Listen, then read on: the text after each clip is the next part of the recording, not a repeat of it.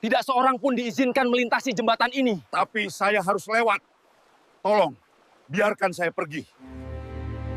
Saya sudah memikirkannya matang-matang. Kita tidak bisa mundur lagi. Kita akan mempertahankan jembatan ini sampai akhir. Di tengah riuhnya bisikan keputusasaan yang melanda istana dan gema genderang perang yang kian mendekat, nasib sebuah kekhalifahan besar menggantung tipis di ujung seutas benang. Seorang utusan, pembawa harapan terakhir, dengan sebuah pesan rahasia yang tersemat erat di balik jubahnya, terdesak waktu, berdiri di bibir jembatan megah, peninggalan kuno yang kini menjadi lambang larangan mutlak. Suara komandan prajurit menggelegar, memecah kesunyian yang mencekam. Tidak seorang pun diizinkan untuk melangkah melintasi jembatan ini. Para penjaga, dengan tombak terhunus dan mata tajam, bersumpah untuk menjaga setiap inci dari bebatuan kuno itu, memastikan tidak ada jiwa yang melanggar titah. Namun, di bawah tatapan takjub mereka, keheningan mencekam saat utusan itu mulai bergerak, melewati batas terlarang, menembus aturan yang tak terbantahkan, tanpa jejak langkah sedikit pun di atas jembatan itu, membuat para prajurit terkesima tak percaya. Bagaimana mungkin ia melintasi jurang pemisah ini, menentang setiap logika yang dikenal, seolah-olah waktu dan ruang membengkok di hadapannya. Jika kalian suka dengan cerita ini, supaya channel ini terus berkembang, jangan lupa like, subscribe, komen dari mana daerah asal kalian, supaya kami tambah semangat bikin video lainnya. Di sebuah negeri yang subur makmur, terhampar sebuah kota besar yang denyut kehidupannya berdenyut seiring dengan aliran deras sungai yang membelahnya menjadi dua sisi yang sama-sama vital. Kedua belah kota yang syarat dengan pasar-pasar ramai, bangunan-bangunan berarsitektur indah, dan taman-taman teduh saling bergantung satu sama lain, menyatu dalam sebuah simfoni aktivitas yang tak pernah henti. Jantung penghubung antara kedua sisi adalah sebuah jembatan batunan megah, saksi bisu ribuan musim, kokoh berdiri menantang zaman. Tiap lengkungan batunya menyimpan gema langkah kaki para pedagang, pujangga dan peziarah yang tak terhitung jumlahnya, menjadi satu-satunya urat nadi yang mengalirkan kehidupan dari satu tepi ke tepi lainnya. Jembatan itu bukan sekedar struktur, melainkan simbol persatuan, harapan, dan sejarah yang terpahat dalam setiap batu penyusunnya. Namun, di suatu pagi yang cerah, ketika embun masih memeluk dedaunan dan mentari baru saja menyapa puncak-puncak menara masjid, sebuah perubahan drastis menyelimuti kota. Bukan karena gempa bumi atau badai pasir yang datang tiba-tiba, melainkan karena sebuah dekret, titah dari Khalifah Agung yang turun begitu saja, tanpa peringatan, tanpa penjelasan rinci yang memadai. Tiba-tiba, dari kegelapan fajar, barisan prajurit dengan zirah berkilau dan tombak terhunus muncul, menyebar di kedua ujung jembatan batu yang selama ini menjadi jembatan kehidupan. Suara sepatu bot mereka menginjak bebatuan memecah keheningan, mengisyaratkan sebuah kenyataan baru yang pahit. Jembatan itu, sang penghubung tunggal, kini bukan lagi jalan raya, melainkan sebuah dinding tak kasat mata. Dengan suara yang tegas dan tanpa kompromi, komandan prajurit mengumbungkan dekret khalifah. Jembatan batu itu dinyatakan terlarang untuk dilewati siapapun demi kepentingan kerajaan. Para pedagang yang sudah bersiap menyeberang dengan gerobak penuh barang dagangan terhenti mendadak. Ibu-ibu yang hendak mengunjungi sanak keluarga di seberang, para pelajar yang menuju madrasah, dan para pekerja yang mencari nafkah, semua terpaku dalam kebingungan dan ketidakpercayaan. Mengapa? Pertanyaan itu menggantung di udara, tak terjawab, hanya berbalas tatapan tajam dari para prajurit. Desas-desus mulai beredar cepat, seperti api di padang ilalang. Ada yang membisikkan tentang ancaman keamanan negara yang tak terlihat. Konon intelijen khalifah telah mendeteksi pergerakan musuh yang mengancam stabilitas. Yang lain bergumam tentang kekhawatiran wabah penyakit mematikan yang mungkin datang dari luar, dan khalifah mengambil tindakan preventif untuk mengisolasi setiap sisi kota. Namun, bagi sebagian besar, ini hanyalah dekret mendadak, sebuah keputusan mutlak sang penguasa yang tidak perlu dijelaskan, cukup ditaati. Ketidakjelasan ini menciptakan jurang, bukan hanya secara fisik oleh penutupan jembatan, tetapi juga secara psikologis di antara penduduk. Kecemasan dan kebingungan bergulir seperti gelombang. Keluarga-keluarga terpecah, hubungan dagang yang telah terjalin berabad-abad mendadak terputus. pasar-pasar di satu sisi kota merana karena pasokan barang dari seberang terhenti, sementara di sisi lain hasil bumbu melimpah ruah tanpa pembeli. Wajah-wajah yang biasanya ceria kini diliputi mendung kekhawatiran. Bagaimana anak-anak akan belajar? Bagaimana para perajin akan menjual hasil karyanya? Bagaimana cinta akan bertemu di tengah pembatas yang tiba-tiba muncul ini? Kisah-kisah sedih mulai bermunculan. Seorang ayah yang terpisah dari putrinya yang sakit di seberang, seorang tunangan yang tak bisa melangsungkan pernikahannya, seorang pedagang yang kehilangan seluruh modalnya karena barangnya membusuk.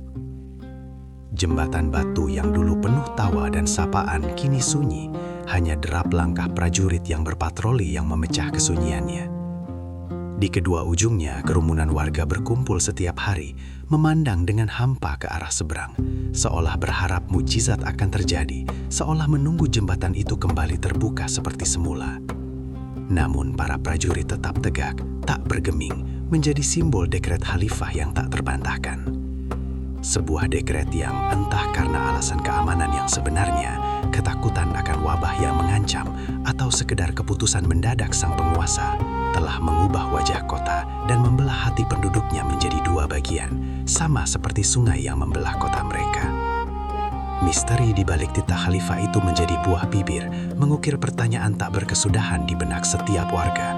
Sebuah tanda tanya besar yang menggantung di atas kota yang dulu utuh, kini terbelah oleh kehendak seorang penguasa dan sebuah jembatan yang tak lagi mempersatukan. Di tengah kemegahan istana Baghdad yang berdenyut oleh intrik dan kebijakan, Abu Nawas, sang penyair dan cendekiawan yang diakui dengan kecerdasannya yang melampaui batas, mendapati dirinya terperangkap dalam sebuah dilema yang tak terduga.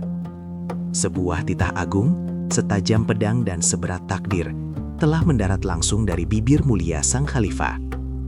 Bukan sekadar perintah biasa, melainkan sebuah misi rahasia, sebuah amanah genting yang menuntut kecepatan kilat dan ketajaman akal budi yang hanya dimiliki oleh segelintir orang. Wajah sang khalifah, yang biasanya memancarkan wibawa tenang, kini dihiasi dengan gurat kekhawatiran yang samar. Abu Nawas, suaranya mengalun rendah, memecah kesunyian ruang pribadi yang hanya mereka berdua tempati. Nasib hubungan diplomatik kerajaan kita tergantung pada kecepatanmu. Kau harus segera menyeberang ke sisi lain kota, menuju gerbang timur, dan menyampaikan pesan krusial ini kepada Duta Besar Harun dari negeri seberang.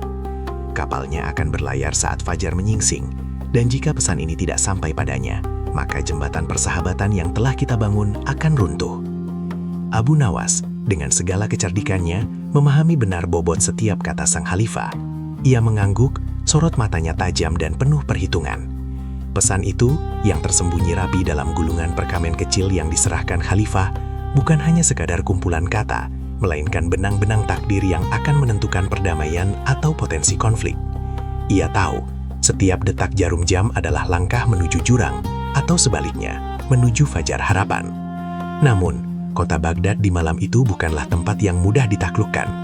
Lorong-lorong sempit berliku, pasar-pasar yang masih riuh meski larut, dan jalanan utama yang dipenuhi lalu lalang rombongan pedagang serta patroli penjaga, semuanya menjadi penghalang. Lebih dari itu, sebuah festival tahunan sedang berlangsung, memadati jembatan utama yang menghubungkan kedua sisi kota. Ribuan orang berduyun-duyun merayakan, membuat lalu lintas menjadi padat merayap, nyaris tak bergerak. Jarak ke gerbang timur, yang biasanya dapat ditempuh dalam waktu singkat dengan kuda tercepat, kini terasa seperti perjalanan antar benua. Abu Nawas menyadari bahwa cara konvensional tidak akan berhasil. Ia tidak bisa sekadar menyelinap atau memohon jalan, karena hal itu hanya akan menarik perhatian dan memperlambatnya. Misi ini menuntut pendekatan yang lebih cerdik, sesuatu yang belum pernah terpikirkan oleh siapapun. Ia harus menjadi angin, namun tak terlihat, menjadi air, namun tak terbendung. Berpikir keras, Abu Nawas memejamkan mata sejenak, membiarkan otaknya yang brilian memproses setiap kemungkinan, setiap rintangan, dan setiap solusi. Tiba-tiba, sebuah ide melintas, seolah kilat di tengah badai. Ia tersenyum tipis, senyum khasnya yang seringkali menjadi pertanda akan munculnya muslihat jenius. Ia bergegas menuju sebuah gang gelap di dekat pasar ikan, tempat para tukang perahu biasanya menunggu pelanggan. "Hai tuan-tuan," serunya. Suaranya dipenuhi semangat yang dibuat-buat. "Siapa di antara kalian yang berani mengantarku menyeberang ke sisi timur kota? Aku punya hadiah besar bagi yang bisa membawaku sampai sana sebelum matahari terbit." para tukang perahu saling pandang. Beberapa ragu karena derasnya arus sungai Tigris di malam hari dan kabut yang mulai turun. Namun ada satu tukang perahu tua bernama Salim yang dikenal paling berani dan berpengalaman yang maju. "Aku bisa, Tuan, tapi ini malam yang berbahaya. Mengapa begitu terburu-buru?" Abu Nawas menatap Salim dengan sorot mata meyakinkan. "Ini demi sebuah taruhan yang besar, Salim. Aku harus memenangkan ini. Dan jika kau membantuku, kau akan mendapatkan sebagian dari kemenanganku." Ia mengeluarkan beberapa koin emas, membiarkannya berkilauan di bawah cahaya rembulan, memicu keserakahan yang tulus. Salim meskipun curiga, tidak bisa menolak godaan emas. "Baiklah, Tuan, naiklah." Dengan perahu kecil yang melaju membelah kegelapan Tigris, Abu Nawas merasakan angin malam menerpa wajahnya. Ia menyuruh Salim untuk mendayung secepat mungkin, melewati kapal-kapal besar dan perahu-perahu lain yang tertambat. Meskipun sungai itu sendiri memiliki arusnya, tidak ada keramaian seperti di jembatan, dan ini jauh lebih cepat. Namun di tengah perjalanan, masalah baru muncul. Sebuah patroli penjaga sungai melihat perahu mereka melaju kencang dan mencurigai adanya kegiatan ilegal. "Berhenti! Siapa kalian dan mengapa melaju seperti hantu di tengah malam?" seru salah seorang penjaga dari perahu patroli. Salim balik, namun Abu Nawas tetap tenang. Ia meraih sebuah ikan besar yang kebetulan melompat masuk ke perahu mereka dan dengan sigap melemparkannya ke perahu patroli. "Maaf tuan-tuan," serunya. "Aku sedang terburu-buru menangkap ikan ini untuk persembahan pagi di istana. Khalifah sendiri yang memintanya." Para penjaga melihat ikan yang besar dan mendengar nama Khalifah terdiam sejenak. Mereka saling pandang, meskipun sedikit meragukan, tidak ada yang berani mengambil resiko mengganggu titah Khalifah, bahkan untuk urusan ikan. Salah seorang penjaga akhirnya mengibaskan tangan. "Baiklah, pergilah, tapi jangan membuat keributan." Abu Nawas dan Salim mempercepat laju perahu. Setelah beberapa waktu yang terasa seperti keabadian, mereka akhirnya mencapai tepian timur kota, jauh dari keramaian festival. Abu Nawas dengan cepat memberikan upah yang melimpah kepada Salim, yang terheran-heran namun senang. Ia kemudian berlari menyusuri jalanan yang kini sepi. Jantungnya berdebar kencang, hingga akhirnya ia tiba di penginapan tempat Duta Besar Harun menginap. Udara pagi mulai terasa, dan semburat cahaya oranye samar mulai mewarnai ufuk timur. Nyaris terlambat. Duta Besar Harun yang bersiap-siap untuk berangkat terkejut melihat Abu Nawas yang terengah-engah di ambang pintu kamarnya. "Abu Nawas, apa gerangan yang membawamu kemari sepagi ini?" Tanpa membuang waktu, Abu Nawas menyerahkan gulungan perkamen itu. "Sebuah pesan penting dari Sang Khalifah Duta Besar. Ia meminta Anda membacanya sebelum Anda berlayar." Duta Besar Harun segera membuka gulungan itu. Wajahnya yang tegang perlahan melunak, digantikan oleh ekspresi lega. Pesan itu berisi klarifikasi penting mengenai kesalahpahaman perdagangan yang nyaris memicu krisis, serta tawaran kerjasama baru yang akan menguntungkan kedua belah pihak. Tanpa pesan ini, Duta Besar mungkin akan kembali dengan hati penuh prasangka, merusak hubungan yang telah terjalin. "Terima kasih, Abu Nawas," ujar Duta Besar, suaranya tulus. "Kau telah menyelamatkan banyak hal hari ini. Kebijaksanaan Khalifah dan kecepatanmu sungguh luar biasa." Abu Nawas hanya tersenyum tipis. Kelelahan terpancar dari matanya, namun hatinya dipenuhi kepuasan. Ia telah menunaikan amanah Sang Khalifah tidak hanya dengan kecepatan, tetapi dengan kecerdikan yang menjadi ciri khasnya. Misi rahasia itu kini bukan lagi beban di pundaknya, melainkan sebuah kisah keberhasilan yang akan dikenang. Meskipun hanya segelintir orang yang mengetahui detail sebenarnya dari perjalanan sang penyair di tengah malam Baghdad yang riuh.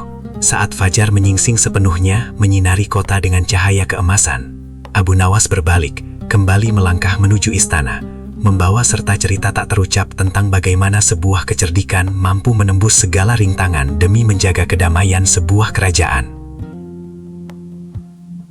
Di ufuk senja yang membias keemasan di atas sungai Tigris yang tenang, Abu Nawas tiba di ujung jembatan yang legendaris, sebuah jalur penghubung antara hiruk-pikuk Baghdad dan ketenangan taman-taman di seberangnya. Namun, pemandangan di hadapannya bukan sambutan hangat yang ia harapkan. Sebuah deretan panjang prajurit bertombak, laksana benteng hidup yang tak tergoyahkan, berdiri tegak dan siap siaga, memblokir setiap celah. Aura ketegasan dan kewaspadaan terpancar dari setiap seragam mereka. Tombak-tombak mereka memantulkan cahaya senja yang memudar, menciptakan barisan kilatan baja yang menggentarkan. Dari tengah barisan prajurit itu, seorang pria bertubuh tegap dengan janggut rapi yang menghiasi wajah kaku dan sorot mata setajam elang, maju ke depan. Ia adalah komandan penjaga jembatan, dikenal akan ketaatannya yang mutlak pada setiap titah Khalifah. Langkahnya mantap, tanpa keraguan sedikit pun. Ia berhenti tepat di hadapan Abu Nawas yang berdiri dengan tenang meski batinnya mulai mengukur situasi yang tak terduga ini. Dengan suara yang tegas, menggelegar namun tanpa emosi, sebuah suara yang tak mengenal kompromi, komandan itu menyatakan, "Mohon maaf Tuan, atas perintah langsung dari Paduka Khalifah, tidak seorang pun diizinkan untuk melangkah melintasi jembatan ini sampai ada perintah lebih lanjut. Ini adalah larangan mutlak." Kalimat terakhir itu diucapkan dengan penekanan, seolah mengukir setiap kata ke udara agar tak ada ruang sedikit pun untuk disalahpahami. Abu Nawas, sang pujangga cerdik yang namanya melambung di seantero Baghdad, dikenal bukan hanya karena syair-syairnya yang memukau, tetapi juga karena kemampuannya menemukan celah dalam setiap kesulitan. Larangan itu seolah tembok kokoh yang menjulang, namun matanya yang tajam menangkap satu detail krusial, kata melangkah. Bukan melewati, bukan menyeberang, melainkan melangkah. Sebuah diksi yang dipilih dengan hati-hati atau mungkin kecerobohan yang disengaja. Dalam benaknya, ini bukanlah sekedar rintangan fisik, melainkan teka-teki logika yang seringkali menjadi hidangan favorit bagi otaknya yang tak berhenti berpikir. Ia tahu bahwa perintah dari khalifah adalah amanah yang harus dihormati, sebuah pilar keadilan dalam tata pemerintahan. Namun kebijaksanaan seringkali tersembunyi di balik lapisan-lapisan literalitas. Ia memandang barisan prajurit itu lagi, wajah-wajah serius mereka mencerminkan kesetiaan yang tak tergoyahkan, sebuah disiplin militer yang patut diacungi jempol. Mereka adalah perwujudan ketaatan, benteng yang melindungi hukum dan ketertiban. Namun terkadang, hukum itu sendiri bisa menjadi labirin bagi mereka yang terlalu terpaku pada permukaannya. Sejenak keheningan menyelimuti jembatan. Hanya desau angin senja dan gemericik air sungai di bawah sana yang memecah kesunyian. Abu Nawas menunduk, seolah sedang merenungkan makna terdalam dari larangan tersebut. Para prajurit saling pandang, penasaran dengan respon sang jenaka. Apakah ia akan memohon? Apakah ia akan mencoba bernegosiasi? Mereka telah siap menolak apapun yang menyimpang dari perintah. Namun, Abu Nawas bukanlah orang yang mudah menyerah pada keputusasaan, apalagi di hadapan larangan yang, baginya, memiliki celah selebar pintu gerbang kota. "Baik, Tuan Komandan," kata Abu Nawas akhirnya. Suaranya tenang, namun mengandung nada misteri yang membuat komandan sedikit mengangkat alisnya. "Jika demikian titah Paduka Khalifah, hamba akan patuhi sepenuhnya." Komandan itu mengangguk kaku, puas bahwa perintahnya dipahami dan diterima. Ia tidak mengharapkan perlawanan dari Abu Nawas, tetapi ia juga tidak menyangka akan semudah ini. Ada semacam kelegaan samar di wajah para prajurit. "Namun, Tuan Komandan," lanjut Abu Nawas, melangkah mundur sedikit dari tepi jembatan, "saya mohon izin untuk sedikit mempersiapkan diri. Perjalanan ini cukup panjang, dan saya tidak ingin melanggar amanah Khalifah." Komandan itu hanya memberi isyarat setuju dengan tangannya, mengamati Abu Nawas dengan sedikit rasa curiga yang masih tersisa. Apa gerangan yang akan dilakukan penyair itu? Apakah ia mencoba mencari cara lain untuk memohon izin dari Khalifah secara langsung? Abu Nawas kemudian melakukan sesuatu yang sama sekali tidak mereka duga. Dengan tenang, ia membungkuk, melepas sandalnya. Kemudian dengan hati-hati, ia mulai beringsut maju. Ia tidak melangkah, ia merangkak. Dengan kedua tangan dan lututnya, ia menyusuri permukaan jembatan yang kasar. Wajahnya serius, seolah melakukan tugas paling penting di dunia. Para prajurit terpaku, mata mereka membulat, beberapa bahkan mengedipkan mata, tak percaya dengan pemandangan di hadapan mereka. Komandan yang sebelumnya tegap dan kaku, kini terlihat kebingungan. Dahinya berkerut, mencoba mencerna apa yang sedang terjadi. Beberapa prajurit tergelak kecil, buru-buru menutupi mulut mereka saat komandan melirik tajam. Namun tawa itu sulit ditahan. Ini adalah pemandangan yang tak pernah mereka saksikan sebelumnya. Abu Nawas terus merangkak, perlahan namun pasti, melewati garis penjagaan para prajurit, menuju seberang jembatan. Setiap gerakannya disengaja, setiap sendi tubuhnya bekerja untuk memastikan tidak ada satupun langkah yang diambilnya.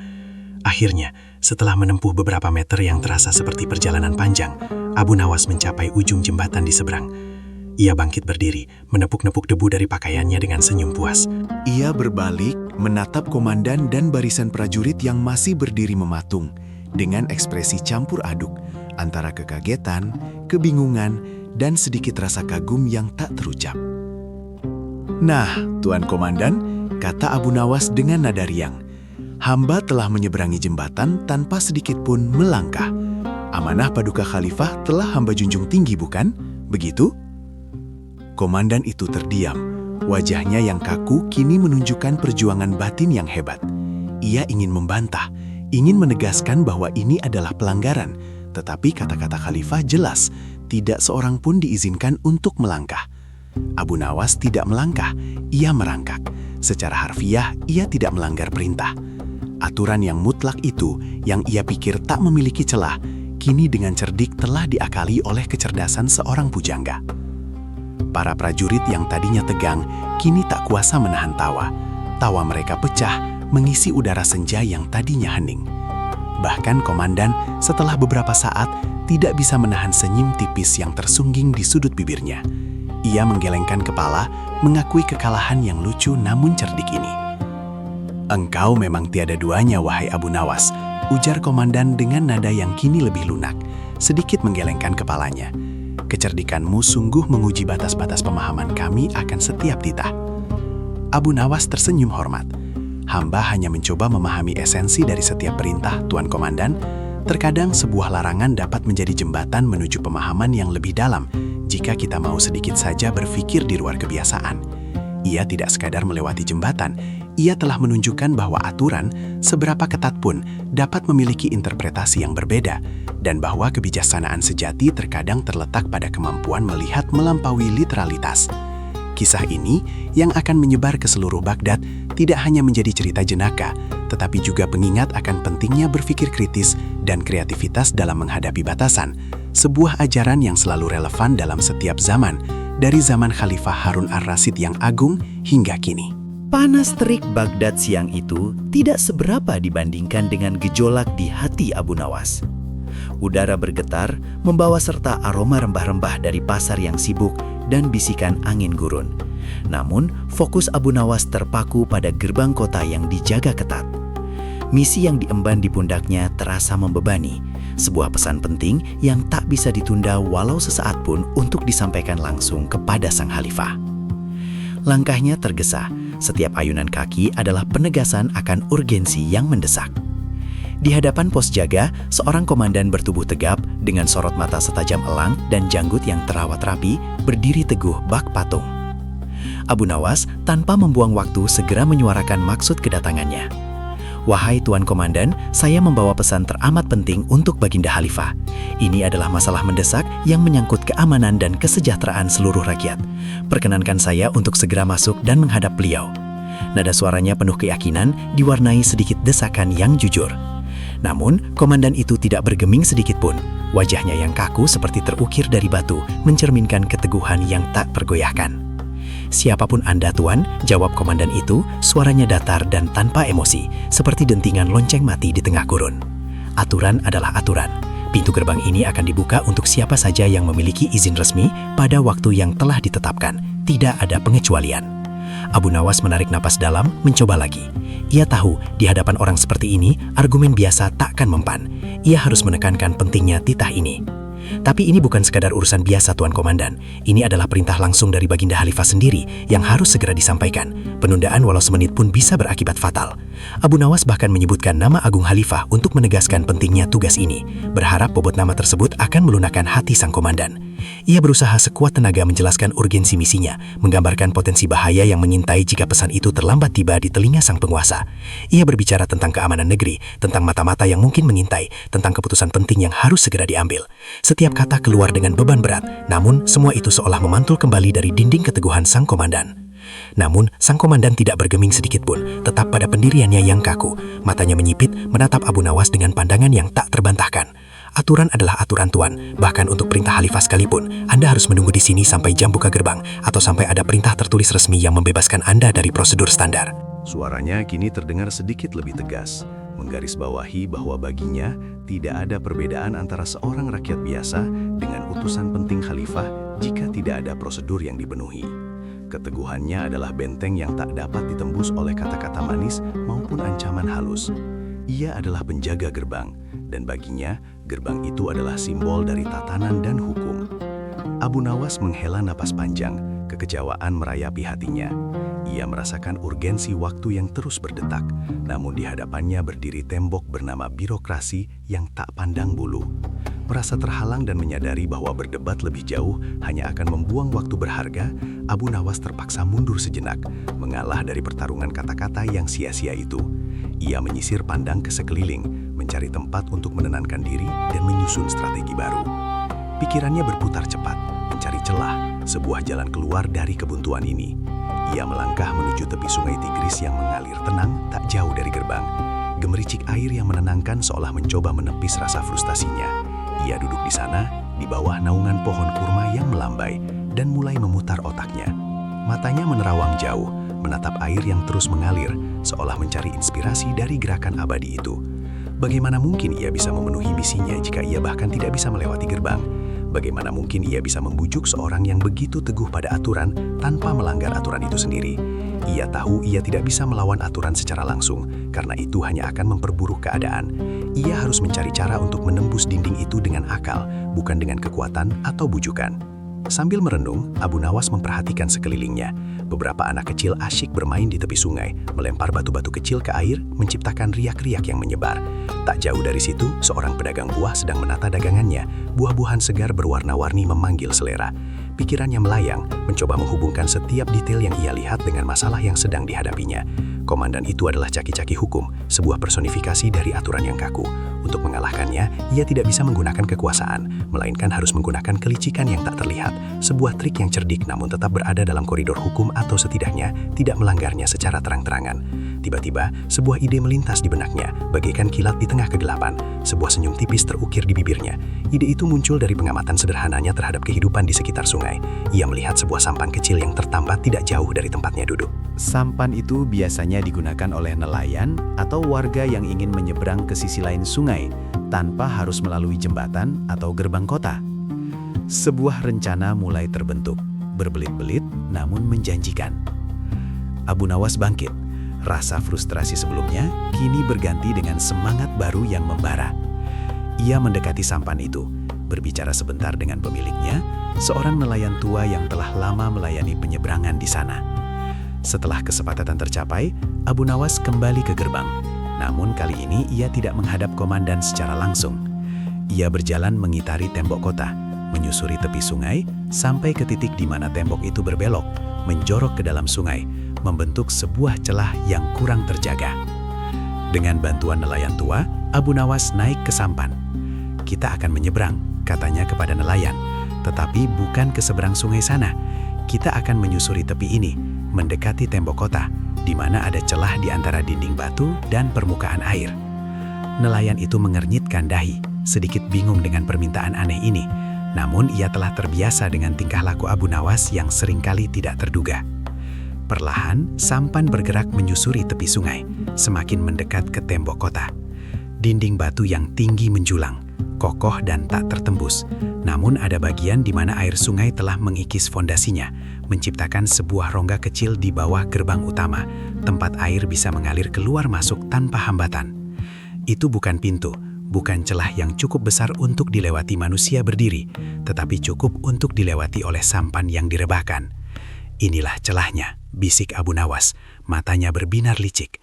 "Kita tidak melanggar aturan gerbang, kita tidak melewatinya, kita melewatinya di bawah, melalui jalur air yang selalu terbuka." Nelayan itu terkesima, ia baru menyadari betapa cerdiknya ide Abu Nawas. Dengan sedikit usaha, mereka berhasil memiringkan sampan, dan Abu Nawas dengan tubuhnya yang ramping, berjongkok seraya menahan napas. Sampan itu perlahan didorong melalui rongga sempit di bawah gerbang kota.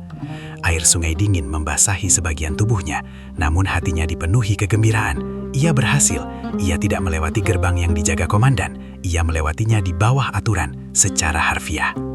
Ketika mereka muncul di sisi dalam kota, di balik gerbang yang dijaga komandan kaku itu, Abu Nawas melompat keluar dari sampan dengan senyum kemenangan.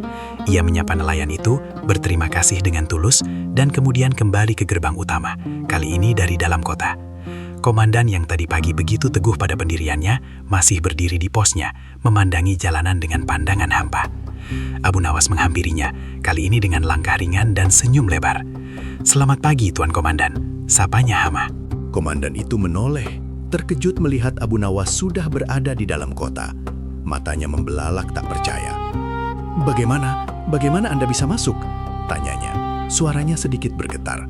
Kepercayaannya terhadap sistem yang ia jaga terguncang. Abu Nawas hanya tersenyum simpul.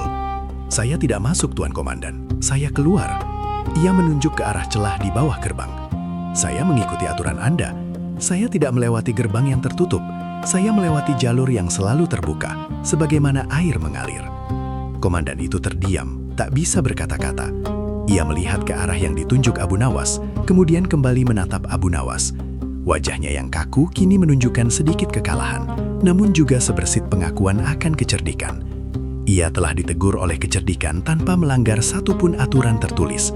Abu Nawas telah membuktikan bahwa aturan memang aturan, namun interpretasi dan celah di dalamnya selalu ada bagi mereka yang berpikir di luar kotak.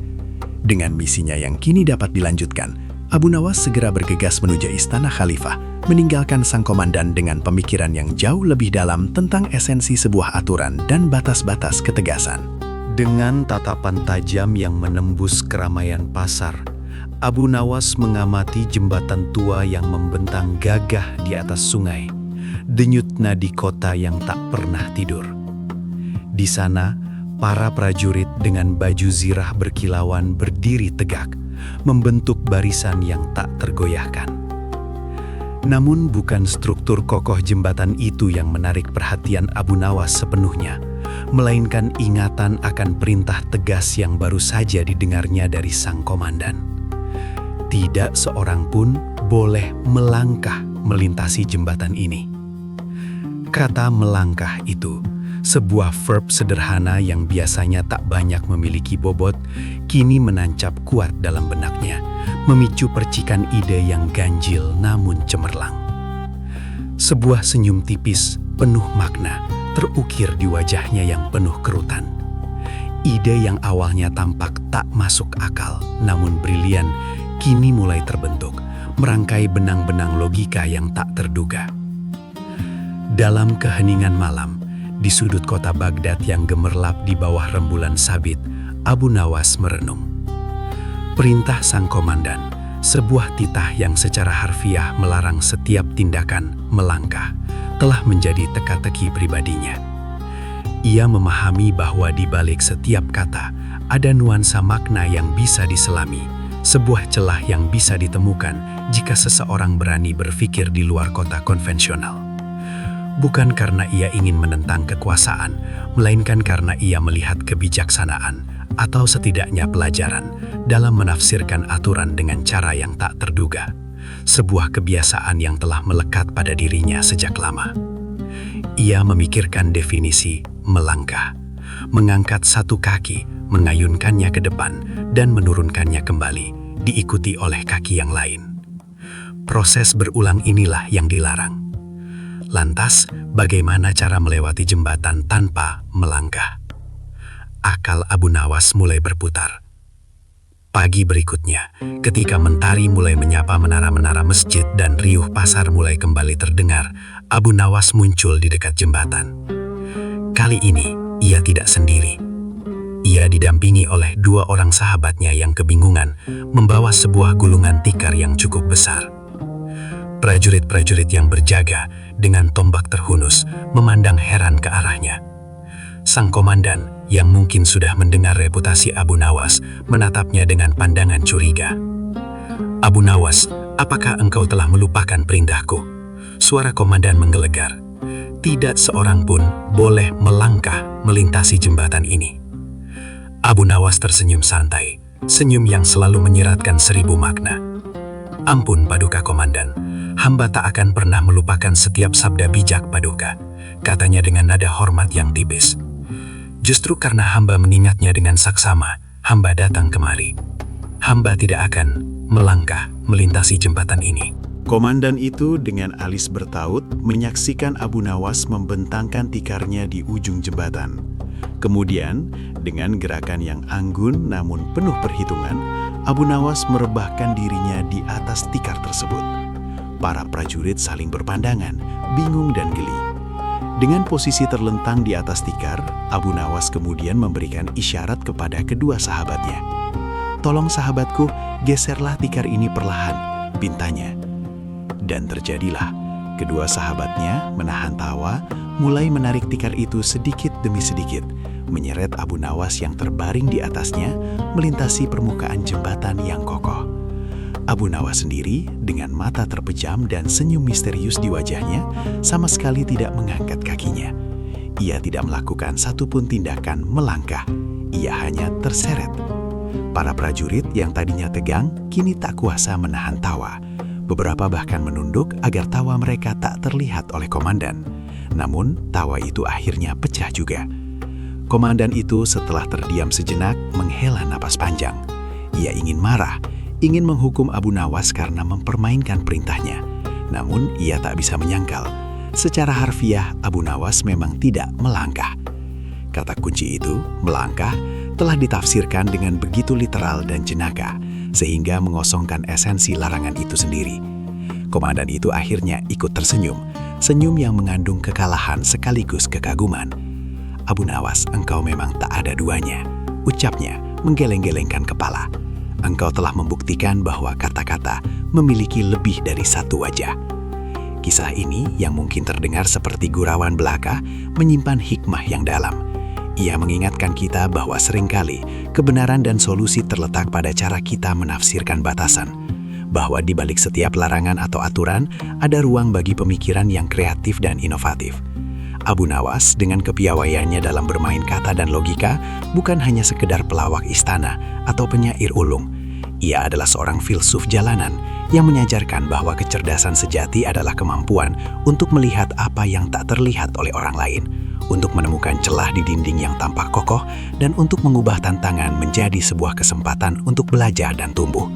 Kata melangkah itu akhirnya bukan lagi sebuah larangan, melainkan sebuah kunci. Kunci untuk membuka gerbang pemikiran yang lebih luas, lebih jenaka, dan tentu saja lebih bijaksana. Ia mengajarkan bahwa terkadang untuk maju, kita hanya perlu mengubah cara kita melangkah. Tanpa membuang waktu sedetik pun, Abu Nawas segera melesat dari jembatan. Pikirannya berputar cepat merangkai strategi. Langkahnya gesit menyusuri jalanan kota Baghdad yang mulai ramai oleh hiruk-pikuk aktivitas pagi. Ia tahu rencananya membutuhkan lebih dari sekedar kecerdasan. Ia butuh sebuah alat, dan ia butuh segera. Matanya memindai sekeliling, mencari sebuah keranjang besar yang biasa digunakan untuk mengangkut sayuran, atau bahkan sebuah gerobak kecil beroda yang bisa membawa beban cukup banyak, sekaligus menarik perhatian. Tidak butuh waktu lama bagi Abu Nawas, dengan kejeliannya, untuk menemukan apa yang ia cari. Di salah satu sudut pasar yang belum sepenuhnya terbangun, dekat penjual rempah-rempah yang baru membuka tokonya, berdiri seorang tukang gerobak lokal. Lelaki tua berperawakan kurus, namun dengan tatapan mata yang lugu. Gerobaknya, meskipun sederhana dan sedikit reot, tampak cukup kokoh untuk apa yang ia bayangkan. Abu Nawas segera mendekat, senyum ramah terukir di bibirnya. "Salam tuan," sapa Abu Nawas. Suaranya renyah dan penuh keyakinan. "Saya membutuhkan jasamu untuk sebuah tugas yang amat penting, dan saya jamin sangat menguntungkan." Tukang gerobak itu, yang bernama Mahmud, angkat kepalanya, sedikit terkejut dengan sapaan mendadak. Ia menatap Abu Nawas dengan sedikit curiga, namun aura wibawa dan keramahan Abu Nawas entah bagaimana berhasil menenangkannya. "Tugas apa gerangan tuan?" tanyanya, suaranya serak. "Dan bagaimana bisa menguntungkan bagi saya yang hanya seorang tukang gerobak?" "Sebuah tugas yang akan menjadi buah bibir di seluruh Baghdad, Mahmud," jawab Abu Nawas, matanya berbinar. "Sebuah tugas yang membutuhkan keberanian dan kerahasiaan. Aku membutuhkan gerobakmu dan tenagamu untuk mengangkut sesuatu ke jembatan. Aku menjanjikan upah yang besar, jauh lebih besar dari yang biasa kau dapatkan dalam seminggu." Mahmud terdiam sejenak, menimbang-nimbang. Upah besar adalah godaan yang sulit ditolak, terutama di tengah kerasnya hidup. Namun ia juga tahu, seringkali tawaran menggiurkan datang dengan risiko tersembunyi. "Sesuatu apa yang harus diangkut tuan?" tanyanya hati-hati. "Dan mengapa ke jembatan? Bukankah prajurit di sana sangat ketat?" Abu Nawas tersenyum misterius. "Itulah bagian dari rencananya, Mahmud. Jangan khawatir, kau hanya perlu mengikutiku dan melakukan persis seperti yang kukatakan. Aku tidak akan memintamu melakukan hal yang membahayakan nyawamu, hanya sesuatu yang sedikit tidak lazim. Tapi percayalah, ini akan jadi cerita yang akan kau ceritakan kepada cucu-cucumu." Abu Nawas kemudian merogoh sakunya, mengeluarkan beberapa keping dinar emas. "Ini sebagai uang muka, sisanya akan kau dapatkan setelah tugas selesai, dan aku jamin kau tidak akan kecewa." Mahmud melihat kilauan emas itu akhirnya mengangguk. Rasa penasarannya mengalahkan kecurigaannya. Uang muka itu saja sudah lebih dari cukup untuk beberapa hari makan. "Baik tuan, saya siap." "Bagus," seru Abu Nawas. Tangannya menepuk bahu Mahmud. "Sekarang ikuti aku. kita akan mengambil muatan kita. Abu Nawas kemudian memimpin Mahmud menuju ke sebuah taman kota yang tersembunyi yang jarang dikunjungi orang di pagi hari. Taman itu, meskipun kecil, dipenuhi dengan aneka bunga yang sedang mekar sempurna dan tanaman herbal yang mengeluarkan aroma semerbak. Disinilah, di tengah keindahan alami yang sering terlupakan, Abu Nawas menunjukkan muatan yang dimaksud. "Muatan kita adalah ini, Mahmud," kata Abu Nawas sambil menyapu tangannya ke arah hamparan bunga mawar, melati, dan aneka tanaman mint, serta kemangi yang subur. "Kita akan penuhi gerobak ini dengan bunga-bunga dan dedaunan ini. Petiklah yang paling segar dan wanginya paling kuat." Mahmud menatap Abu Nawas dengan tatapan tidak percaya. "Bunga? Dedaunan? Untuk apa, Tuan? Apakah ini untuk persembahan?" Abu Nawas tertawa kecil. "Bukan persembahan, Mahmud, melainkan sebuah hadiah yang akan menggemparkan. Ikuti saja instruksiku dan kau akan melihat keajaiban akal budi." Dengan sedikit kebingungan namun terikat oleh janji upah besar, Mahmud mulai memetik bunga-bunga dan dedaunan dengan hati-hati. Abu Nawas sendiri ikut membantu, memilih tangkai-tangkai bunga yang paling indah dan daun-daun herbal yang paling harum. Mereka bekerja dalam diam, hanya diselingi oleh bisikan angin dan kicauan burung. Gerobak Mahmud perlahan-lahan mulai terisi, bukan dengan sayuran, buah-buahan, atau barang dagangan, melainkan dengan sebuah tumpukan bunga dan dedaunan yang berwarna-warni dan mengeluarkan aroma yang memabukkan. Bunga melati putih bersih bercampur dengan mawar merah tua, diselingi oleh hijaunya daun mint dan kemangi yang menyegarkan, menciptakan sebuah pemandangan yang tak lazim dan mencolok. Setelah gerobak penuh dan tertata rapi hingga menyerupai sebuah bukit bunga bergerak, Abu Nawas mengangguk puas. "Cukup, Mahmud. Sekarang, mari kita menuju jembatan." Dengan kerancang gerobak penuh bunga di tangan Mahmud dan sebuah rencana tak lazim yang siap dilaksanakan di benaknya, Abu Nawas kembali melangkah mantap menuju jembatan. Langkahnya ringan, seolah beban di gerobak itu bukanlah bunga, melainkan sebuah senjata rahasia yang tak terlihat. Senyum tipis bermain di bibirnya, senyum seorang yang yakin akan kemenangannya. Matahari kini telah naik lebih tinggi, membanjiri kota dengan cahaya keemasan. Dari kejauhan, mereka sudah bisa melihat siluet para prajurit yang berjaga di jembatan, tampak gagah dan tak tergoyahkan. Namun, di balik seragam dan senjata mereka, Abu Nawas tahu bersembunyi keserakahan dan kesombongan yang siap ia bongkar dengan cara yang tak pernah mereka duga. Ketika Abu Nawas dan Mahmud bersama gerobak bunga yang mencolok mendekat, para prajurit mulai menunjukkan tanda-tanda kebingungan. Mereka terbiasa melihat pedagang membawa barang dagangan, petani membawa hasil panen, atau musafir membawa bekal seadanya. Namun, gerobak penuh bunga itu adalah pemandangan yang belum pernah mereka lihat sebelumnya di pos jaga jembatan yang ketat itu. Seorang prajurit berbadan tegap dengan kumis melintang dan pedang terhunus melangkah maju menghadang. "Berhenti di sana," perintahnya dengan suara menggelegar. "Apa yang kalian bawa? Dan mau kemana kalian dengan tumpukan sampah ini?" Prajurit itu melambaikan tangannya ke arah gerobak bunga, ekspresinya mencemooh. Abu Nawas tanpa sedikit pun gentar melangkah maju, membiarkan Mahmud tetap di belakang gerobak. Ia membungkuk hormat, namun dengan tatapan mata yang tajam dan cerdik. "Ampun Tuan prajurit yang perkasa," katanya dengan nada yang penuh sandiwara. "Ini bukanlah sampah, melainkan harta yang paling berharga yang bisa ditawarkan oleh tanah Baghdad ini." Prajurit itu mendengus. "Harta, bunga dan daun kering? Jangan coba-coba mempermainkan kami orang tua. Kami tahu persis apa itu harta dan apa itu sampah. Jembatan ini adalah gerbang menuju kota, dan tidak ada yang boleh lewat tanpa membayar pajak atau tanpa alasan yang jelas." Abu Nawas tersenyum lebih lebar. "Tentu saja Tuan, saya mengerti betul peraturan yang mulia itu. Dan justru karena itulah saya datang membawa pajak ini." Ia kemudian menunjuk ke arah gerobak. "Seperti yang Anda lihat Tuan, ini adalah persembahan dari keindahan dan keharuman negeri ini. Setiap helai bunga, setiap lembar daun adalah lambang kekayaan alam yang melimpah. Bukankah keindahan juga merupakan harta?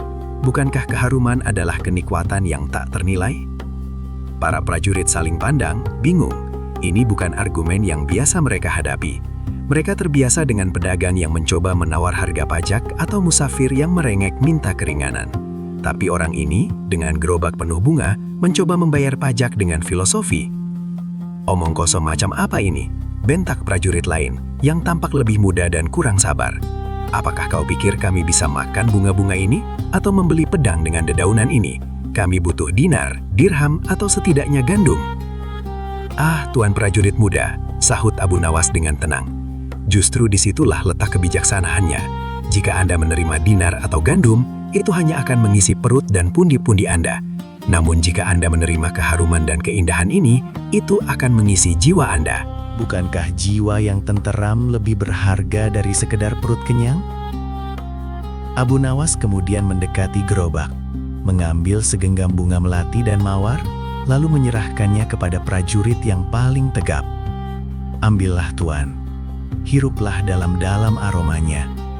Apakah ini tidak membangkitkan kebahagiaan? Tidakkah ini mengingatkan Anda pada taman surga? Prajurit itu dengan enggan mengambil bunga-bunga itu. Aroma melati yang kuat dan mawar yang lembut menyeruak, menyentuh indera penciumannya yang biasanya hanya mencium bau debu dan keringat. Wajah kerasnya sedikit melunak, meski hanya sesaat. Ia tidak bisa menyangkal bahwa keharuman itu memang menyenangkan. Ini tidak bisa dijadikan pajak, Tuan, serunya, berusaha kembali ke sikap tegasnya. Ini hanya bunga. Pergi dari sini sebelum kami bertindak keras. Tetapi Tuan, Abu Nawas tidak menyerah. Jika saya harus membayar pajak dengan sesuatu yang nilainya bisa diukur dengan dinar, saya akan membawa perak atau emas. Namun, bagaimana Anda mengukur nilai sebuah keharuman? Bagaimana Anda menentukan harga sebuah keindahan? Bukankah justru karena tidak bisa diukur itulah nilainya menjadi tak terbatas? Ia kemudian melambaikan tangannya ke sekeliling, menunjuk pada keindahan alam di sekitar jembatan, aliran sungai yang tenang, langit biru yang luas. Tidakkah semua ini adalah anugerah Allah yang tak ternilai? Dan bukankah tugas kalian adalah menjaga gerbang kota yang penuh dengan anugerah ini? Maka, persembahan keindahan ini adalah simbol dari rasa syukur kami atas berkah yang tak terhingga ini. Jika Anda menolaknya, berarti Anda menolak keindahan yang dianugerahkan oleh Yang Maha Kuasa. Kata-kata Abu Nawas, yang dibalut dengan retorika agama dan filsafat, mulai mengikis pertahanan para prajurit. Mereka terdiam, saling pandang. Menolak hadiah yang disebut sebagai anugerah Allah terdengar seperti perbuatan yang tidak pantas, bahkan berbahaya bagi reputasi mereka di mata penduduk yang religius. Mereka tidak pernah diajari cara menangani pajak berupa bunga. Mereka terbiasa dengan perintah dan penegakan hukum, bukan dengan debat filosofis tentang nilai dan keindahan. Prajurit yang tegap itu menghela napas panjang. Baiklah, baiklah orang tua, katanya. Suaranya kini terdengar letih. Kau sungguh pandai bicara. Kami tidak tahu harus berbuat apa dengan bunga-bunga ini. Tapi kami juga tidak bisa menolak anugerah yang kau sebutkan. Tapi ingat, ini hanya berlaku sekali. Jangan pernah coba-coba lagi membawa pajak semacam ini. Abu Nawas tersenyum puas. Terima kasih banyak Tuan Prajurit. Semoga keharuman ini membawa kedamaian bagi jiwa Anda dan keberkahan bagi kota ini. Dengan senyum kemenangan yang tak terpadamkan, Abu Nawas mempersilahkan Mahmud untuk mendorong gerobak bunga melintasi jembatan. Bau semerbak bunga tertinggal di udara, seolah menjadi saksi bisu atas akal bulus yang baru saja mengalahkan kekuasaan. Para prajurit hanya bisa menatap, merasa dipermainkan namun tak berdaya. Rencana tak lazim Abu Nawas dengan keindahannya yang tak terduga dan filosofinya yang mendalam berhasil menggemparkan mereka, tidak dengan kekuatan fisik, melainkan dengan kekuatan akal dan kebijaksanaan. Di hari itu, jembatan Baghdad dilewati bukan oleh koin emas atau barang dagangan, melainkan oleh sebuah gerobak bunga yang penuh makna. sebuah pengingat bahwa terkadang nilai sejati tidak selalu bisa diukur dengan harga. Prajurit-prajurit kekhalifahan yang berjaga di tepi jembatan kuno itu, dengan seragam kebesaran dan tombak terhunus, memandang ke arah kedatangan Abu Nawas dengan gurat keheranan yang tak bisa mereka sembunyikan. Matahari pagi baru saja menyapa ufuk timur, memancarkan cahaya keemasan yang memantul di permukaan air sungai yang tenang. Desas-desus tentang perintah khalifah yang melarang siapapun melintasi jembatan itu, tak peduli pangkat atau status, telah menyebar ke seluruh penjuru kota, menciptakan suasana mencekam di titik penyeberangan vital tersebut. Perintah itu adalah ujian ketaatan, sebuah dekrit yang tak boleh dipertanyakan, dan siapapun yang berani melanggar, ancaman hukuman berat menanti. Di tengah ketegangan itu, sosok yang dikenal dengan akalnya yang licin dan kepintaran yang seringkali merepotkan penguasa, Abu Nawas, tiba. Bukan dengan berjalan kaki, melainkan diiringi sebuah gerobak kayu sederhana yang ditarik oleh seorang tukang gerobak bertubuh kekar. Sebuah keranjang besar yang tampaknya kosong atau setidaknya tertutup rapat menempati sebagian besar ruang gerobak itu. Ini saja sudah cukup untuk memicu bisikan-bisikan di antara para prajurit yang meskipun terkejut, diam-diam menaruh harapan akan tontonan yang akan terjadi. Namun Abu Nawas, dengan sorot mata yang tenang dan senyum tipis yang seringkali menyimpan 1000 makna, hanya mengangkat telunjuknya ke bibir, memberi isyarat agar mereka diam. Isyarat itu, meskipun tanpa kata, memiliki bobot yang cukup untuk menghentikan setiap pertanyaan yang hampir meluncur dari bibir para prajurit. Mereka saling pandang, bingung, tetapi ketaatan yang ditanamkan dalam diri mereka sejak lama membuat mereka menuruti. Ada semacam aura tak terduga yang selalu menyertai Abu Nawas, sebuah campuran antara rasa hormat, kecurigaan, dan antisipasi yang membuat setiap tindakannya selalu menjadi sorotan. Kali ini, kecurigaan dan rasa penasaranlah yang mendominasi. Apa gerangan yang direncanakan si cerdik ini di hadapan larangan khalifah yang begitu jelas dan mutlak? Bagaimana mungkin ia berani mempermainkan sebuah perintah yang menyangkut nyawa dan kehormatan? Di hadapan komandan prajurit, seorang pria bertubuh tegap dengan wajah keras yang menunjukkan betapa banyak pertempuran dan ketaatan pada hukum telah ia jalani, ketidaksabaran tampak semakin kentara. Wajahnya memerah dan urat-urat di lehernya menonjol, sebuah pertanda jelas akan kemarahan yang mendidih. Ia adalah pelaksana titah khalifah, penjaga ketertiban, dan kebanggaannya adalah memastikan setiap perintah dijalankan tanpa cacat. Ia telah berdiri di sana sejak fajar, mengawasi setiap orang yang mendekati jembatan, memastikan tidak ada satupun jiwa yang melangkahkan kaki melintasi pembatas yang telah ditetapkan. Perintah khalifah adalah mutlak, dan kegagalan dalam melaksanakannya berarti mengkhianati kepercayaan penguasa tertinggi. Kehadiran Abu Nawas dengan segala keanehannya dan reputasinya sebagai pembuat onar cerdik hanya menambah beban di pundaknya. Ia menatap Abu Nawas, menunggu penjelasan. Namun Abu Nawas tetap membisu, hanya membalas tatapan sang komandan dengan tenang, seolah tidak ada beban larangan yang menggantung di udara. Kemudian, dengan gerakan yang disengaja dan penuh perhitungan, Abu Nawas melangkah maju. Para prajurit menahan napas. Mereka mengira ia akan mencoba bernegosiasi, mungkin memohon pengecualian, atau bahkan mencoba menentang secara verbal. Tetapi yang terjadi jauh di luar dugaan mereka, bahkan untuk seorang Abu Nawas. Dengan anggun, seperti seorang bangsawan yang memasuki singgasananya, Abu Nawas membalikkan badannya dan dengan tenang masuk ke dalam keranjang yang berada di atas gerobak. Ia melipat kakinya, duduk bersila di dalamnya, seolah itu adalah tempat duduknya yang paling nyaman di dunia, benar-benar mengabaikan tatapan heran dan bingung yang tertuju padanya. Keranjang itu cukup besar untuk menampungnya, dan begitu ia berada di dalamnya, hanya kepalanya yang terlihat samar-samar di balik anyaman bambu atau rotan yang menutupi bagian atas keranjang. Suasana hening pecah oleh kebingungan yang merayap di wajah para prajurit. Mereka saling berbisik, mencoba mengartikan tindakan ganjil ini. Apakah ini salah satu dari triknya yang terkenal, atau sebuah bentuk penghinaan terang-terangan terhadap perintah khalifah? Belum sempat mereka mencapai kesimpulan, Abu Nawas kembali beraksi. Ia menoleh ke arah tukang gerobak, yang sejak tadi hanya berdiri mematung, kebingungan sama seperti yang lain, tak berani berbuat apa-apa tanpa perintah. "Angkat aku," perintah Abu Nawas dengan suara rendah namun jelas, "dorong aku melintasi jembatan ini." Tukang gerobak itu ragu sejenak, melirik ke arah komandan dengan tatapan meminta izin. Ia tahu konsekuensi pelanggaran perintah khalifah bisa sangat berat.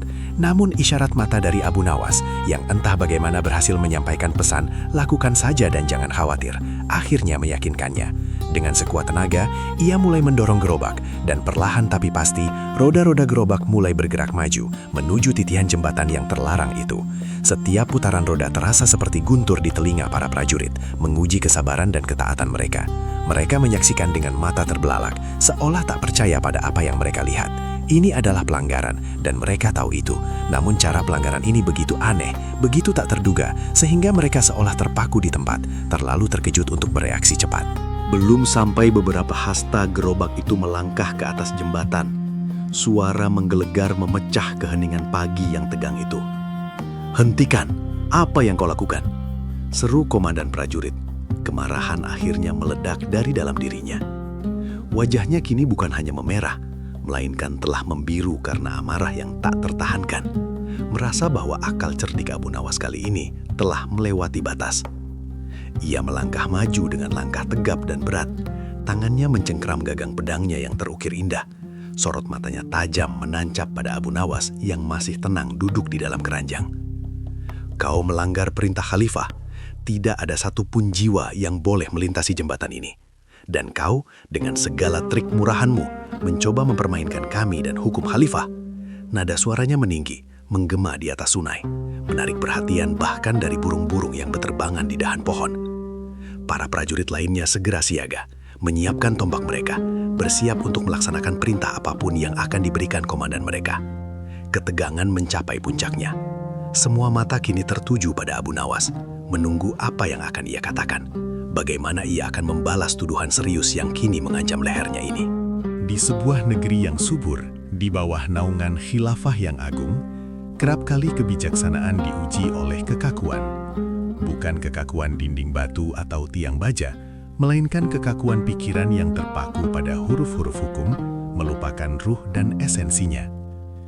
Di tengah keriuhan pasar dan gemuruh tawa, tersebutlah seorang pujangga nan cerdik bernama Abu Nawas yang tak jarang menguji batas-batas logika dan kakunya peraturan. Kisah ini bermula ketika sebuah jembatan tua nan megah, urat nadi penghubung dua sisi kota, menjadi subjek peraturan baru yang aneh.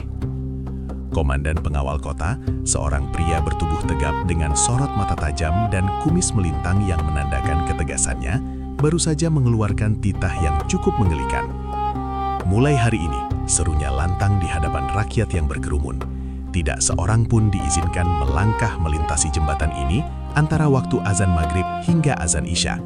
Siapapun yang melanggar akan menghadapi hukuman cambuk. Pengumuman itu menyebar cepat dan kebingungan pun merebak. Mengapa tidak boleh melangkah? Bagaimana caranya menyeberang tanpa melangkah? Beberapa warga mencoba bertanya, namun komandan hanya menatap mereka dengan tajam. Peraturan adalah peraturan, tidak ada celah untuk dipertanyakan.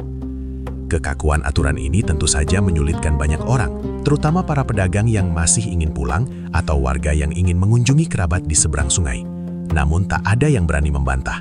Semua orang tunduk pada titah sang komandan yang terkenal kaku dan tak mengenal kompromi. Kecuali tentu saja Abu Nawas. Dengan senyum misterius yang selalu tersungging di bibirnya, Abu Nawas mendengar pengumuman itu dan hanya mengangguk-angguk kecil, seolah sedang menyusun sebuah simfoni kecerdikan dalam benaknya. Malam itu, menjelang azan maghrib berkumandang, suasana di sekitar jembatan terasa mencekam. Beberapa prajurit berdiri berjaga, tombak di tangan, mata mereka menyisir setiap bayangan. Mereka siap menangkap siapa saja yang berani melangkah melintasi jembatan. Tiba-tiba, dari kejauhan, terlihat rombongan kecil berjalan mendekat. Di antara mereka, ada beberapa orang yang memanggul sebuah keranjang besar. Para prajurit saling pandang, bingung. Siapa gerangan ini? Apakah mereka tidak mendengar peraturan? Saat rombongan itu semakin dekat, para prajurit melihat bahwa keranjang besar itu tertutup rapat, dan dari dalam keranjang terdengar suara-suara kecil. Komandan, yang memang sengaja datang untuk memastikan titahnya dipatuhi, menyambut rombongan itu dengan tatapan menginterogasi. "Hentikan, apa yang kalian bawa itu?" tanyanya dengan suara menggelegar. "Kami membawa barang, Tuan Komandan," jawab salah seorang pemanggul dengan sedikit geletar. "Barang apa?" "Dan mengapa kalian berani mendekati jembatan pada waktu larangan ini?" desak komandan. Nada suaranya penuh ancaman. Tepat saat komandan selesai berbicara, sebuah kepala menyembul dari keranjang, tersenyum lebar. Itu adalah Abu Nawas. Para prajurit dan komandan terkejut setengah mati. Bagaimana mungkin Abu Nawas bisa ada di dalam keranjang itu? Dan mengapa ia tersenyum seolah tidak ada masalah besar yang sedang menantinya? "Maaf Tuan Komandan," kata Abu Nawas ramah. Suaranya tenang dan renyah. "Saya tidak melanggar aturan." Komandan membelalakkan matanya. "Tidak melanggar? Kamu ada di dekat jembatan ini di saat larangan, dan kamu bahkan mencoba menyeberang," serunya, menunjuk keranjang yang dipanggul. Abu Nawas hanya tersenyum lebih lebar. "Ah, Tuan Komandan, Anda melarang saya melangkah melintasi jembatan. Dan lihatlah, saya sama sekali tidak menginjakkan kaki saya di jembatan ini." Ia menunjuk kakinya yang jelas-jelas tidak berada di tanah. "Saya dilewatkan, bukan melewatkan diri saya sendiri dengan kaki. Para pemanggul inilah yang melangkahkan kaki mereka, bukan saya." Para prajurit dan komandan saling pandang, bingung dan tercengang. Secara harfiah, Abu Nawas memang tidak melangkah. Ia berada di dalam keranjang, diangkat dan dibawa melintasi jembatan oleh orang lain. Ia tidak menggunakan kakinya untuk melakukan tindakan melangkah seperti yang tertera dalam titah komandan. Logika Abu Nawas yang cerdik dan tak terduga itu membuat mereka semua terdiam. Hati mereka dilanda perdebatan sengit antara kekakuan hukum yang baru saja dikeluarkan dan kenyataan di depan mata. Wajah komandan memerah padam. Ia merasa dipermainkan, namun tidak ada satupun kata dalam peraturannya yang bisa ia gunakan untuk menyalahkan Abu Nawas. Kata kunci melangkah adalah inti dari titahnya, dan Abu Nawas sama sekali tidak melakukan tindakan itu. Setelah perdebatan sengit dan muka merah padam dari komandan, di bawah tatapan ingin tahu dari para prajurit dan warga yang mulai berkerumun, mereka akhirnya terpaksa mengakui kecerdikan Abu Nawas. Mereka harus membiarkan Abu Nawas dan rombongannya melintas, membawa serta keranjang berisi sang pujangga yang tak pernah kehabisan akal itu. Kisah itu menyebar bagai api di antara ranting kering, menjadi pelajaran berharga tentang bagaimana kekakuan dalam menegakkan aturan tanpa memperhatikan esensi dan tujuan dapat membuka celah bagi kecerdikan. Abu Nawas dengan kecerdikannya telah menunjukkan bahwa hukum, sekeras apapun bunyinya, akan selalu memiliki ruang untuk interpretasi, terutama bagi mereka yang berpikir di luar kotak. Kekakuan pikiran tak akan pernah sanggup menandingi kelincahan akal budi yang berpegang pada hikmah. Sejak hari itu, komandan belajar untuk merumuskan peraturan dengan lebih bijaksana. Tidak hanya berfokus pada bentuk, melainkan juga pada jiwa dari setiap titah. Ini adalah bukti bahwa kebijaksanaan sejati terletak pada kemampuan melihat melampaui huruf-huruf mati, menuju makna hidup yang memberdayakan. Pada suatu pagi yang berembun di kota Baghdad yang megah, suasana tegang menyelimuti istana khalifah. Sebuah misi rahasia begitu penting hingga nasib perjanjian dagang antar bangsa bergantung padanya, harus segera dituntaskan. Pesan krusial itu tersembunyi dalam bait-bait puisi yang rumit, wajib sampai ke tangan duta besar asing sebelum matahari terbenam. Namun, ada satu rintangan yang menjulang, Jembatan Al-Sirat, sebuah konstruksi kuno yang dijaga ketat dengan aturan yang teramat kaku. Tidak seorang pun diizinkan menyeberang Jembatan Al-Sirat sendirian, dan setiap upaya untuk melewati secara berkelompok dianggap pelanggaran besar. Kebijakan ini diberlakukan untuk alasan keamanan dan sebagai penanda otoritas, menciptakan dilema tak terpecahkan bagi para utusan yang terburu-buru. Di tengah kebuntuan, pandangan khalifah jatuh pada sosok yang sering dianggap sekadar pelawak istana, namun memiliki kecerdasan setajam pedang, Abu Nawas. Abu Nawas, dengan sorot mata yang selalu menyimpan kilatan nakal, menerima titah sang khalifah. Ia tahu misinya bukan hanya tentang menyampaikan pesan, melainkan juga tentang membuktikan bahwa akal budi lebih tajam dari peraturan terketat sekalipun. Jembatan Al-Sirat membentang kokoh di atas sungai Tigris yang bergolak, dijaga oleh para prajurit berwajah datar yang tak kenal kompromi. Setiap pelintas harus didampingi oleh setidaknya satu orang, tetapi tidak lebih dari dua, dan setiap orang ketiga yang mencoba menyeberang akan dianggap sebagai mata-mata atau pembawa masalah. Kontradiksi ini, sebuah perangkap logis yang sengaja diciptakan oleh para arsitek aturan, telah menahan banyak orang. Abu Nawas tiba di tepi jembatan, menamati para penjaga yang berdiri tegak, tak bergeming seperti patung. Ia merasakan tatapan tajam mereka yang siap menghakimi setiap gerakan, setiap niat. Di tangannya tergenggam gulungan perkamen yang berisi pesan rahasia, sebuah amanah yang harus disampaikan tepat waktu. Waktu terus berdetak dan bayangan senja mulai merayap di ufuk barat. Abu Nawas menarik napas dalam, membiarkan pikirannya berlayar melintasi labirin makna kata. Tidak seorang pun diizinkan menyeberang sendirian. Gumamnya mengulang aturan itu berulang kali, dan setiap upaya untuk melewati secara berkelompok dianggap pelanggaran besar. Ia tersenyum tipis, sebuah senyum yang hanya ia sendiri yang memahami maknanya. Logika yang rumit itu pada intinya adalah sebuah teka-teki bahasa. Ia melihat ke sekeliling, mencari celah, bukan dalam fisik jembatan, melainkan dalam struktur kalimat yang menopang aturannya. Kemudian sebuah ide melintas di benaknya, secerdik desiran angin gurun.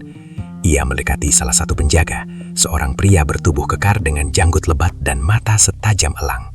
Saudaraku, kata Abu Nawas dengan suara tenang namun mengandung wibawa yang tak terduga. Apakah engkau akan menyeberang jembatan ini bersamaku? Penjaga itu terkejut. Aku menyeberang denganmu? Tentu saja tidak.